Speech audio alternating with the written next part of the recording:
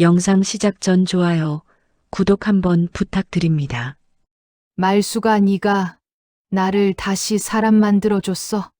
거지처럼 길에서 떠돌던 나를 엄마라고 불러줘서 고맙다. 기억해. 너는 버려진 애가 아니라 내가 선택한 딸이야. 아들은 교통사고로 잃고 20살 딸마저 췌장암으로 떠나보낸 여자. 그날부터 그녀는 한겨울에도 맨손으로 폐지를 주었습니다. 사람들은 가난해서 그런 줄만 알았죠. 하지만 아무도 몰랐습니다. 그녀가 강남 건물 3채, 아파트 2채, 현금 200억을 가진 숨은 재벌이라는 사실을. 그러던 어느 날 월세도 못 내는 20살 고아 박말숙이 떨리는 손으로 45만 원을 건네며 말했습니다. 할머니, 저보다 더 힘들어 보여요. 그 순간 여자는 잃어버린 딸의 얼굴을 본 듯 가슴이 무너져 내렸습니다. 두 사람의 인생은 그날 조용히 뒤집혔습니다. 박말숙이 7살이던 겨울은 유난히도 길고 매서웠다. 겨울바람은 어린 말숙의 볼을 파고들어 가차없이 얼려놓았고 작은 손가락은 늘 빨갛게 부어 있었다. 그날도 바람이 심하게 몰아치던 밤이었다. 부모님이 마트에서 장을 보고 돌아오던 길, 횡단보도에 서 있던 말숙의 손을 꼭 잡고 엄마가 말했다. 말숙아, 조금만 더 가면 돼. 그리고 그때 귓속이 찢어지는 듯한 굉음이 들렸다. 트럭의 헤드라이트가 두 사람을 향해 날아왔다. 어린 말숙은 엄마 손을 꽉 움켜쥐었지만 그 손은 순식간에 미끄러져 나갔다. 차가 멈추고 사람들이 몰려들고 울음과 비명, 경적이 이어졌다. 말숙은 그저 바라만 볼 수밖에 없었다. 피투성이가 된 엄마와 아빠의 얼굴, 그리고 울부짖던 누군가의 목소리. 아이부터 데려가, 아이부터. 누군가 말숙을 번쩍 들어올렸고 그날 밤 말숙의 삶은 아주 긴 어둠 속으로 떨어졌다. 어린 말숙을 데려간 곳은 한 낡은 고아원이었다. 쉴 틈 없이 울어대는 아이들, 허름한 이불, 냄새나는 공기. 여기서 자. 원장은 말숙을 2층 침대 맨 아래로 밀어 넣었다. 그날 밤 말숙은 엄마가 사준 분홍 장갑을 끌어안고 울었다. 창문 밖에서 들리는 겨울바람 소리가 마치 누군가의 한숨 같기도 했다. 아무도 말숙에게 따뜻한 물 한 잔을 건네지 않았고 밥도 남은 밥을 떠먹였다. 시간이 지나면서 아이들은 말숙에게 별명을 붙였다. 버려진 애, 엄마 없는 거지, 불쌍한 척하는 애. 말숙은 그 말을 듣고도 그저 고개를 숙이고 조용히 웃기만 했다. 그게 어린 말숙이 살아남기 위해 만든 유일한 방패였다. 20살이 되자 원장은 쌀쌀맞게 말했다. 너도 이제 나가야지. 지원금 500만 원 나올 거다. 알아서 살아. 말숙은 손에 쥔 작은 봉투를 내려다봤다. 그 안에는 500만 원이 든 통장과 몇 장의 안내문뿐이었다. 그 돈으로는 방을 구하고 몇 달 버티는 것이 전부였다. 누구도 그 뒤를 책임져 주지 않았다. 말숙은 단칸방 원룸을 구했다. 월세 45만 원, 난방비는 별도, 라면 박스 하나가 식량의 전부. 밤마다 전등 아래에서 작은 방에 홀로 앉아 엄마, 아빠 나 잘하고 있어요? 하고 중얼거렸다. 12월의 바람은 살을 베는 듯 차가웠다. 말숙은 잠시 숨을 돌리려 편의점 앞에 서 있었다. 그때였다. 저 멀리서 삐걱거리는 수레 소리가 들렸다. 한 할머니가 꽉 찬 폐지 더미를 끌고 오고 있었다. 턱없이 작은 몸으로 수레가 몸보다 더 커 보였다. 할머니는 손등이 얼어터져 피가 맺혀 있었고 한 걸음 한 걸음 숨이 가빠 보였다. 말숙은 본능적으로 달려갔다. 할머니, 괜찮으세요? 할머니는 놀란 듯 허리를 굽혀 인사했다. 아이고, 괜찮아. 괜찮아. 하지만 괜찮아 보이지 않았다. 몸을 겨우 가누고 있었고 얼굴은 새파래져 있었다. 바람이 불자 할머니는 그대로 넘어졌고 폐지 봉투가 바닥에 쏟아졌다. 말숙은 손을 뻗어 할머니를 일으켰다. 그리고 그 순간 깨달았다. 나보다 더 힘든 사람이 있구나. 자신도 월세를 겨우 내며 살고 있지만 이 할머니는 그보다 더 외롭고 더 추워 보였다. 집에 돌아온 말숙은 통장을 꺼내 들었다. 45만 원. 그건 다음 달 월세였다. 제때 내지 못하면 바로 나가라고 하는 냉정한 집주인의 얼굴이 떠올랐다. 하지만 할머니의 떨리는 손이 계속 머릿속에 맴돌았다. 결국 말숙은 통장에서 45만 원을 꺼내 접었다. 작고 얇은 지폐 묶음을 양손으로 꼭 쥔 채 길로 나갔다. 그리고 할머니를 찾아갔다. 폐지 수레 옆에 웅크리고 있는 말자를 발견하자 말숙은 조용히 다가가 봉투를 내밀었다. 할머니, 이거 받아요. 말자는 당황하며 손을 내저었다. 아니야, 아니야, 나는 괜찮아. 말숙은 고개를 저었다. 저보다 더 힘들어 보여서요. 말자의 손등에 작은 피가 마른 자국들이 보였다. 찬바람이 스치자 그 손등은 다시 갈라졌다. 말자는 그 돈을 받으려고도 하지 않았지만 결국 두 손이 떨리며 지폐를 감싸쥐었다. 이걸 왜? 말자는 울먹였다. 목소리가 떨렸다. 세상에 아직도 이런 애가 있구나. 말숙은 어색하게 웃으며 말했다. 저는 괜찮아요.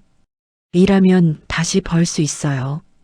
그 말에 말자는 크게 흐느끼며 얼굴을 가렸다. 그 순간 말자는 눈앞에 말숙이 죽은 딸을 닮아 있다는 것을 깨달았다. 엇비슷한 눈동자, 세상을 향해 조심스럽게 웃는 그 표정. 어느 하나 빠짐없이 자기 딸이었다. 그날 이후 말자는 이상하리만큼 말숙을 기다리게 되었다. 폐지를 줍는 척하면서 말숙이 나타나는 골목을 자꾸 바라보았다. 말숙은 처음엔 몰랐지만 할머니가 자신을 보면 이유 없이 울먹이는 걸 눈치챘다. 할머니, 왜 그러세요? 아니야, 그냥 그래. 말자는 말숙을 볼 때마다 생각했다. 이 아이가 살아있었더라면 내 딸도 저렇게 됐을까? 어느 저녁 말숙이 라면 2개를 들고 폐지 창고를 찾아갔다. 할머니, 저녁 드셨어요? 아니, 뭐 그냥. 말숙이 라면 컵의 뚜껑을 열어주자 말자는 눈물을 뚝뚝 흘렸다. 말숙은 당황했다. 할머니, 왜 그러세요? 뜨거워요? 하지만 말자는 고개를 저었다. 아니다, 아니다. 그저 이런 따뜻한 냄새가 참 오랜만이야. 말숙은 말자의 굳은 손을 잡았다. 손바닥은 거칠었고 손등은 갈라져 있었다. 그리고 말자가 떨리는 목소리로 말했다. 말숙아, 너 내가 내 딸 같아서 그래. 말숙은 멈칫했다. 하지만 이유를 묻지 않았다. 그저 말자의 손을 더 꼭 잡았다. 말자는 속으로 중얼거렸다. 저 아이 놓치면 안 된다. 저 아이가 나를 다시 살게 만들었다. 어둠 속에서 두 사람의 손이 따뜻하게 이어져 있었다. 바로 그날 두 사람의 인생은 서서히 그러나 확실하게 서로를 향해 움직이기 시작했다. 그리고 그 누구도 예상하지 못한 거대한 진실이 조용히 그들을 향해 다가오고 있었다. 말자는 강남의 숨은 재벌이었다. 그리고 말숙은 그녀의 마지막 희망이 되려 하고 있었다. 겨울은 시간이 지날수록 더 매서워졌다. 말숙이 사는 원룸 창문에는 밤마다 물기가 얼어붙어 아침이면 하얀 성에가 낀다. 그런데 요즘 말숙이 그 추위보다 더 신경 쓰이는 것이 있었다. 바로 말자 할머니였다. 평소 같으면 편의점 앞 골목에서 폐지를 정리하거나 조용히 수레를 끌고 다니는 모습이 보였는데 이상하게도 며칠째 할머니 모습이 보이지 않았다. 말숙은 괜히 마음이 불편했다. 추운 날씨, 할머니가 또 넘어졌을까? 손등이 또 얼어터져 피날까? 그런 걱정이 멈추질 않았다. 결국 말숙은 밤에 담요와 라면을 들고 할머니가 주로 서 있던 골목을 찾았다. 그런데 그곳에는 예상치 못한 사람들이 있었다. 여기 CCTV 없는 거 맞지? 네. 회장님이 여길 또 다녀가셨다던데. 말숙은 숨을 멈추었다. 양복 차림의 남자 둘이 폐지 더미를 둘러보며 작은 손전등을 들고 주변을 살피고 있었다. 회장님? 이 춥고 어두운 골목에 말숙은 고개만 내밀고 그들이 하는 말을 들었다. 도대체 왜 이러고 다니시지? 정신만 차리시면 바로 모실 텐데. 또 폐지 줍는다고 나오신 거면 큰일인데. 말숙은 이해할 수 없었다. 이 골목에 폐지를 줍는 사람이 할머니였는데 그렇다면 그들이 찾는 회장님이 혹시 말자 할머니? 말숙은 스스로도 그 생각이 우스웠다. 아니야, 설마. 그냥 다른 사람 이야기겠지. 하지만 남자들의 대화는 자꾸만 말자와 겹쳐 보였다. 며칠 후 말숙이 출근하는 길목에서 말자 할머니가 나타났다. 그 몸짓은 전보다 더 느려지고 손등은 더 심하게 갈라져 있었다. 할머니, 말숙은 달려갔다. 말자는 흠칫 놀라더니 곧바로 작게 웃었다. 아이고, 말숙아 오늘도 일 나가니? 할머니 어디 갔다 오셨어요? 며칠 동안 안 보여서. 말자는 무언가 감추려는 듯 고개를 숙였다. 그리고 작은 종이 가방을 내밀었다. 이거 넣어주려고. 말숙이 열어보니 허름한 니트 장갑 한 켤레가 있었다. 바늘로 구멍을 메운 흔적이 보였다. 할머니가 손수 뜨셨어요? 응 그래, 내 손이 늘 빨개서. 말숙은 웃으며 말했다. 고맙습니다. 진짜 따뜻해요. 그 순간 말자의 눈빛이 떨렸다. 그래, 내 딸도 이렇게 손이 시리다고 했었지. 그때 따뜻한 장갑을 못 해준 게 늘 마음에 걸렸어. 말자는 속으로 중얼거렸다. 말숙아, 너는 참 착한 애구나. 그날부터 말자는 말숙이 일하는 편의점 근처에 자주 나타났다. 마치 말숙의 얼굴만 보면 숨을 쉬는 것처럼 보였다. 어느 날은 말숙의 퇴근 시간까지 기다려 작은 귤 봉지를 건네주며 말했다. 우리 딸도 귤 좋아했어. 아, 네. 너도 좋아할까 싶어서. 말숙은 가슴이 찡했다. 삼촌도 이모도 누구도 자신에게 음식을 챙겨준 적이 없었다. 고아원에서는 늘 남은 음식을 가져와 먹는 게 당연하던 시절이었다. 그래서 이 작은 귤 봉지가 말숙에게는 세상 가장 따뜻한 선물처럼 느껴졌다. 하지만 골목 끝에서 누군가 지속적으로 그 장면을 지켜보고 있었다. 바로 며칠 전 폐지 더미를 살피던 두 남자 중 한 명이었다. 그는 핸드폰으로 사진을 찍고 작게 말했다. 회장님, 또 저 여학생이랑 계시네. 보고하겠습니다.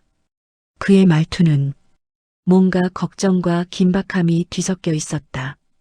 말숙은 할머니와 대화를 하면서 이름을 한 번도 제대로 들은 적이 없다는 걸 깨달았다. 할머니 성함이 어떻게 되세요? 응, 뭐 그냥 말자라고 불러. 말자 할머니요? 그래, 김말자. 하지만 말숙은 이름을 들은 순간 어딘가 모르게 어색한 기분이 들었다. 너무 흔해서도 아니고 너무 낯설어서도 아니었다. 뭔가 숨기는 듯한 흔들리는 눈빛. 말자는 이름을 말하고 나서 살짝 고개를 돌렸다. 마치 그 이름을 오래 쓰지 않은 사람처럼. 늦은 밤 편의점에서 퇴근한 말숙은 집으로 가기 전 말자 할머니가 있을까 하고 골목을 들렀다. 그런데 폐지 더미 대신 고급 세단이 서 있었다. 그리고 그 앞에 양복 남자 둘이 서 있었다.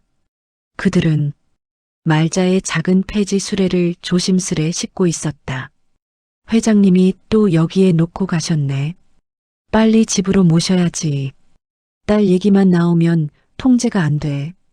말숙은 숨이 멎을 것 같았다. 회장님? 폐지 줍는 말자 할머니가 회장님이라는 말인가?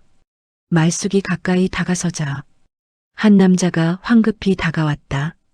학생, 위험합니다. 이리로 오지 마세요. 저 이술에 여기 할머니 건데.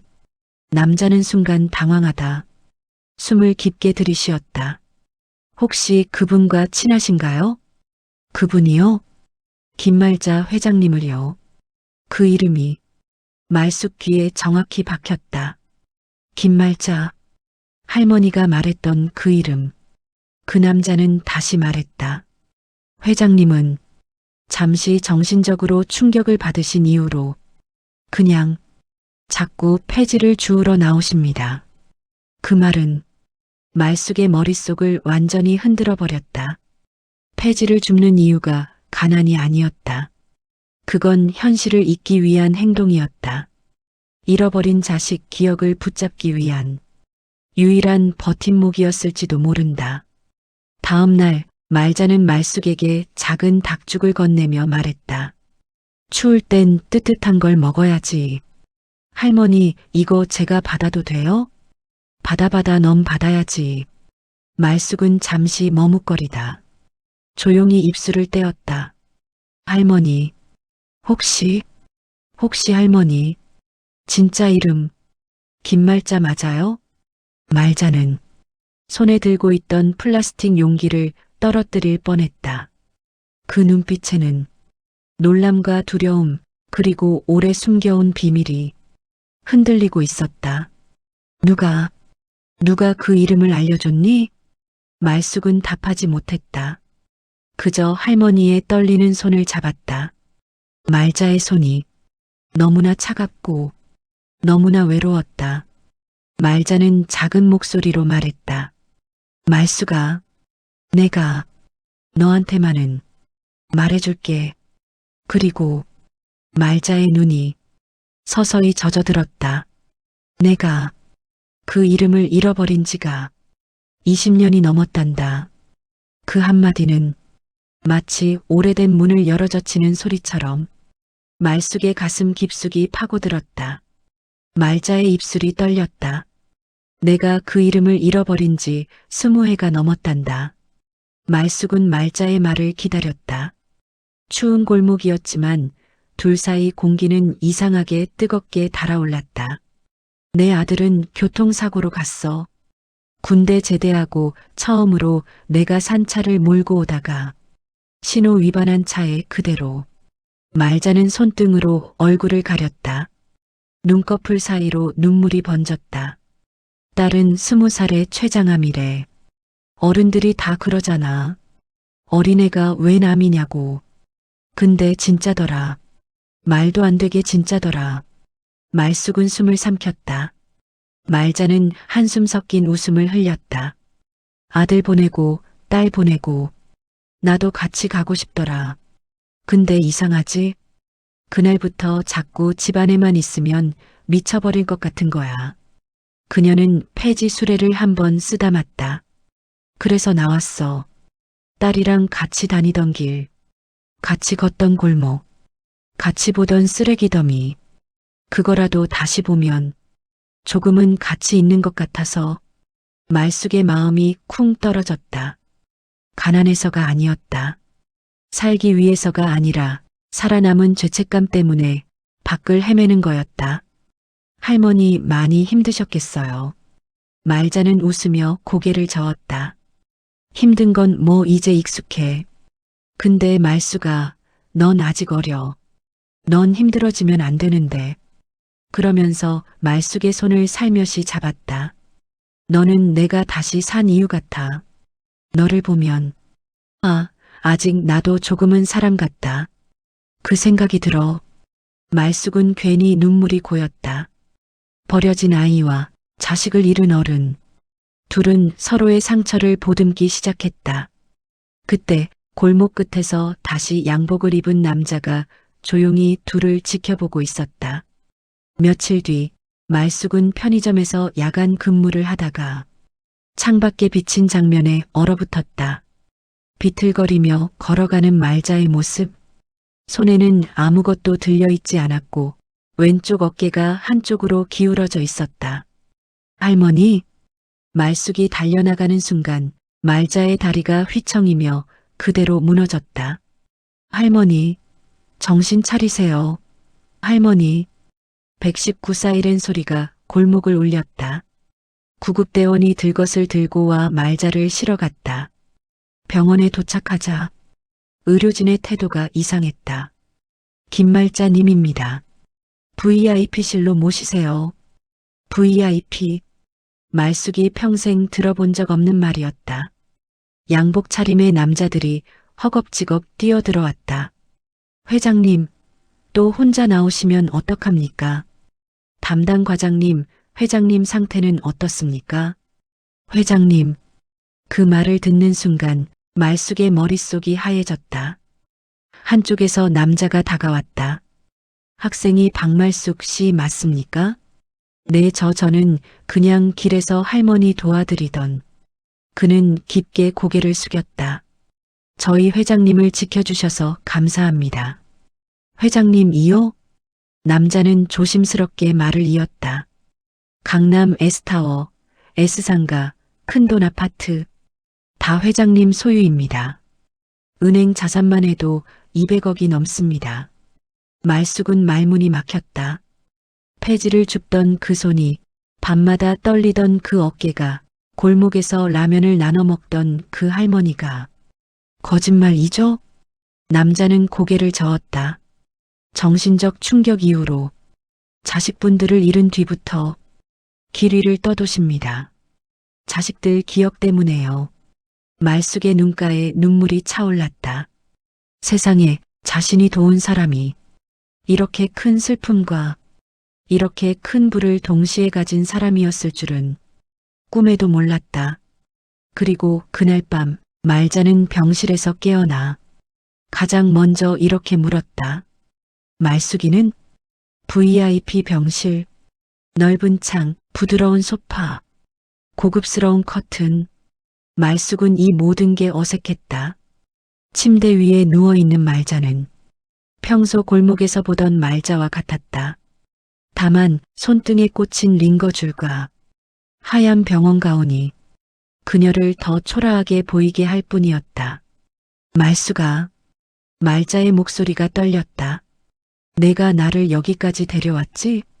아니에요, 할머니. 구급대 아저씨들이. 아냐. 너 아니었으면 나는 그냥 길에서 그대로 얼어 죽었을 거야. 말자는 손을 뻗어 말숙의 손을 꼭 잡았다. 근데 내가 왜 나를 도와주니? 말숙은 잠시 고민하다가 조용히 대답했다. 저도 혼자라서요. 어릴 때부터 늘 누가 한 번만 손 잡아줬으면 좋겠다. 그 생각 많이 했거든요. 말자의 눈이 붉어졌다. 그래서 나라도 누군가 손 한번 잡아주고 싶었어요. 말자는 그 말을 듣고 마음을 굳혔다. 말수가, 네, 너 우리 집에 한번 와볼래? 말숙은 당황했다. 집이요? 응, 나 너한테 꼭 보여주고 싶은 게 있어. 며칠 뒤 말자는 퇴원했고 검은 승용차가 병원 앞으로 왔다. 탈래? 저 제가 타도 돼요? 내가 타라고 했잖니. 차는 강남대로를 지나 넓은 대로를 따라갔다. 말숙이 평소 TV에서나 보던 건물들 사이로 차가 미끄러지듯 들어갔다. 그리고 도착한 곳은 대리석으로 된 로비가 있는 고급 아파트였다. 경비가 허리를 굽혀 인사했다. 회장님 다녀오셨습니까? 말숙은 믿을 수 없는 눈으로 말자를 바라봤다. 할머니 진짜 회장님이셨어요? 말자는 조용히 웃었다. 나도 처음엔 내가 회장인 게 싫었어. 돈이 자식을 살려주지 못하더라. 그녀는 엘리베이터 버튼을 눌렀다. 근데 이제는 조금 다른데 쓰고 싶어. 너 같은 애한테. 엘리베이터 문이 닫히는 순간 말숙의 가슴은 알 수 없는 두려움과 설렘으로 가득 찼다. 말자의 집은 소리가 날까 조심스럽게 걸어야 할 정도로 고요하고 넓었다. 거실 한켠에는 사진이 가득했다. 어린 딸과 아들의 사진, 졸업식, 생일 케이크 앞에서 웃던 모습들. 우리 애들, 너랑 또래였어. 말자는 사진 하나를 조심히 쓰다듬었다. 저 아이가 내 딸 성이 너처럼 웃을 때 입 한쪽이 먼저 올라가. 말숙은 사진을 보다가 조용히 말했다. 할머니 딸 예쁘네요.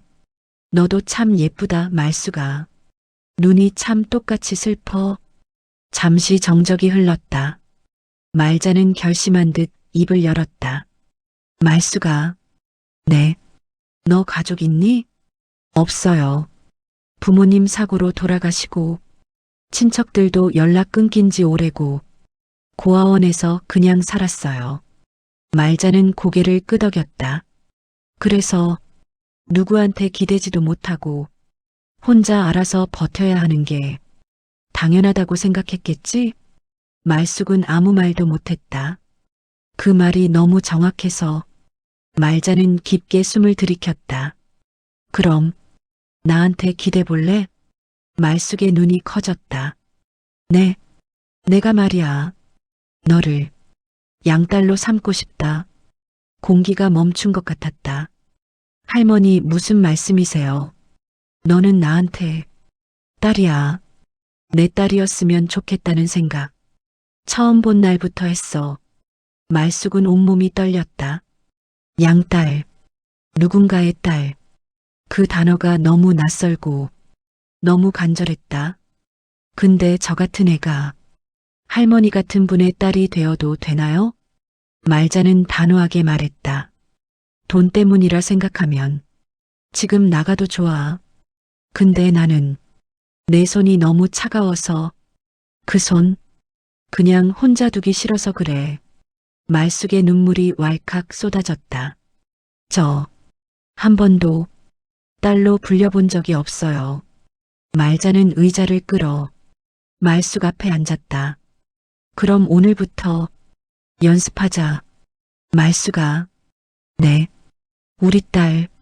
그 말 한마디에 말숙의 어깨가 무너져 내렸다. 그동안 참아왔던 울음이 한꺼번에 터져 나왔다. 양녀 입양 절차가 시작되자 주변의 눈빛이 바뀌었다. 법무팀, 재무담당, 오래 함께 일해온 비서들까지. 갑자기 웬 양녀입니까? 재산 문제라도 생기면 어쩌시려고. 요즘 세상에 사기꾼도 많습니다. 사람들은 속삭였다. 회장님, 그 아이 어디 출신인지 아십니까? 고아원에서 자랐다던데요. 흔히 말하는 출처불명 아닙니까? 그 말은 복도 끝까지 다 들렸다. 말숙도 들을 수밖에 없었다. 밤에 몰래 주방에서 물을 마시다가 말숙은 어두운 거실에 앉아있는 말자를 봤다. 다 들었지? 네. 무서워? 조금요. 근데 원래 제가 있던 세상은 더 무서웠어요. 집도 사람도 돈도 아무도 저 지켜줄 사람이 없었거든요. 말자는 고개를 끄덕였다. 여기 사람들, 돈 때문에 나 곁에 있는 사람들도 많아. 그래서 내 옆에 서 있는 나를 의심하는 거겠지. 말자는 웃었다. 그럼 우리 그냥 버티자. 버텨요? 내가 나를 믿고 내가 너를 믿으면 남들이 뭐라 해도 우린 그냥 사라지는 거야. 그때 법무팀장이 서류를 들고 들어왔다. 회장님 말씀하신 대로 양녀 입양 서류 준비했습니다. 말자는 펜을 들었다. 이름은 박말숙, 관계는 양녀.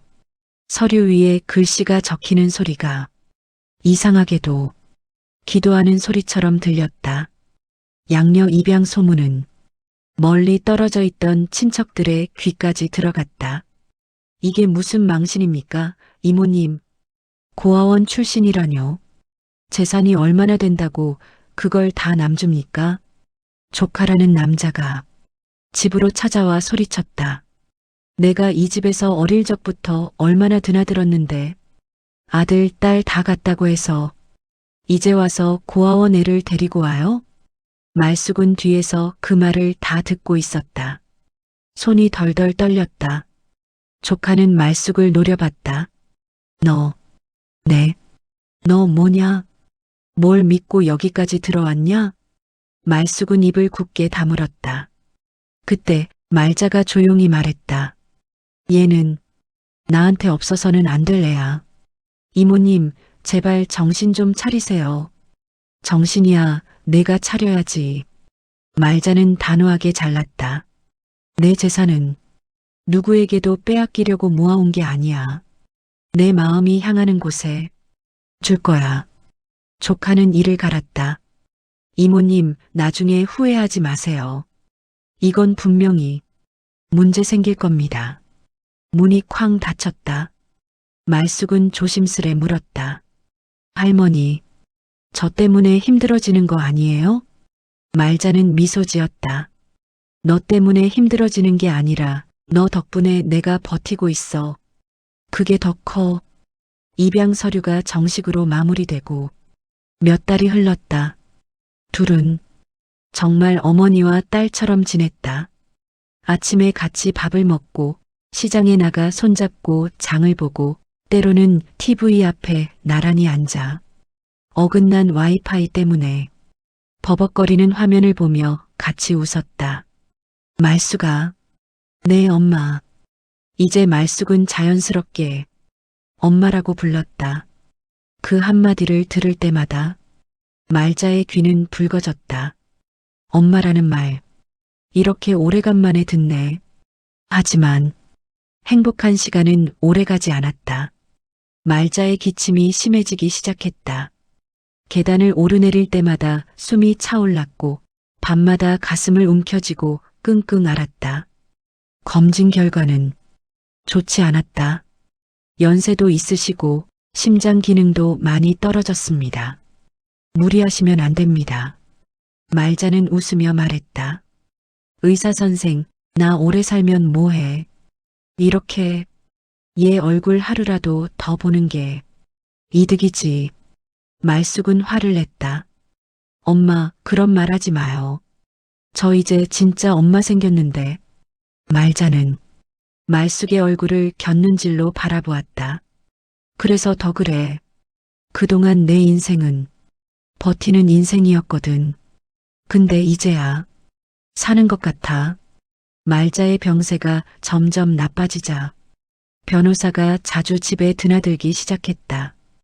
회장님, 유언장 작성은 신중하셔야 합니다. 그래서 부른 거야. 내가 나중에 말을 못하게 될 수도 있잖아. 말자는 떨리는 손으로 서류를 하나씩 짚어갔다. 강남 S타워, S상가 3동, 큰돈 아파트 2채. 네. 그 모든 소유권을 양녀 박말숙에게 넘긴다. 변호사는 눈을 크게 떴다. 전부 다요? 응, 다. 다 줘도 모자라. 이 애가 살아온 세월을 생각하면. 그리고 한 줄을 더 써내려갔다. 단 말숙이는 해마다 고아원과 폐지 줍는 어르신들을 위해 수익 일부를 기부한다. 말자는 웃으며 말했다. 이건 내가 아니라 우리 딸이 할 일이지. 며칠 뒤 말자는 다시 한번 위기를 맞았다. 새벽 숨이 가빠져 눈을 뜬 말자는 힘겹게 손을 뻗었다.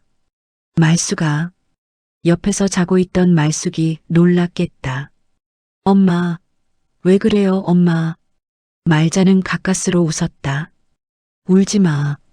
나, 이렇게 떠나는 게 너한테는 미안하지만 싫어, 엄마. 조금만 더 있어줘요. 말자는 말숙의 손을 꼭 잡았다. 내가 나를 다시 사람 만들어줬어. 거지처럼 길에서 떠돌던 나를 엄마라고 불러줘서 고맙다. 눈물이 말자의 눈가를 타고 흘렀다. 기억해. 너는 버려진 애가 아니라 내가 선택한 딸이야. 그 말과 함께 말자의 손에 힘이 빠져나갔다. 기계음, 사람들의 발걸음, 눈물 섞인 외침들이 병실을 뒤덮었다. 하지만 말자는 조용히 미소를 머금은 채 눈을 감았다. 장례식이 끝난 뒤 변호사는 말숙과 몇몇 사람들을 불렀다. 고인께서 남기신 유언장을 지금부터 낭독하겠습니다. 사람들이 웅성거렸다. 저 계집애가 다 가져간다던데. 고아원 출신이라며. 변호사는 서류를 펼쳐 읽었다. 피상 속인 김말자는 양녀 박말숙에게 본인의 모든 재산을 상속한다. 순간 방안이 조용해졌다. 조카가 자리에서 벌떡 일어났다. 이게 말이 됩니까? 조용히 하십시오. 이건 고인의 명확한 의지입니다. 변호사는 계속 읽었다. 단 양녀 박말숙은 본 재산을 자신만을 위해 쓰지 말고 해마다 고아원과 폐지 줍는 어르신들을 위해 수익 일부를 기부한다. 말숙은 눈물을 흘리며 고개를 저었다. 저는 이렇게까지 바라지 않았어요. 변호사는 조용히 말했다. 회장님은 마지막까지 이렇게 말씀하셨습니다. 이 아이는 불쌍한 애가 아니다. 내가 선택한 내 딸이다. 그 말에 말숙은 결국 주저앉아 엉엉 울고 말았다. 시간이 흘렀다. 말숙은 말자의 이름으로 장학재단을 만들었다. 김말자 기금. 고아원에 매달 후원금을 보내고 폐지 줍는 어르신들을 위한 쉼터와 식사 공간을 마련했다. 어느 추운 겨울날 말숙은 길에서 폐지를 줍는 할머니에게 따뜻한 장갑을 건넸다. 할머니 손 시릴 때는 이것 끼세요. 할머니가 놀란 눈으로 물었다. 아가, 넌 뭐하는 사람이야? 말숙은 미소 지었다. 그냥 예전에 손 시린 할머니한테 받은 게 있어서요. 이제 제가 돌려드리는 거예요. 하늘을 올려다보니 눈발이 소프틀리 떨어지고 있었다. 말숙은 속으로 중얼거렸다. 엄마 잘 보고 있죠? 이제 제가 누군가의 손을 잡아줄게요. 그리고 천천히 걸음을 옮기며 이 말을 마음속으로 다시 새겼다. 누구도 버려지지 않는다. 단지 누군가에게 아직 발견되지 않았을 뿐이다. 시청해 주셔서 감사합니다. 더 좋은 사연으로 찾아오겠습니다.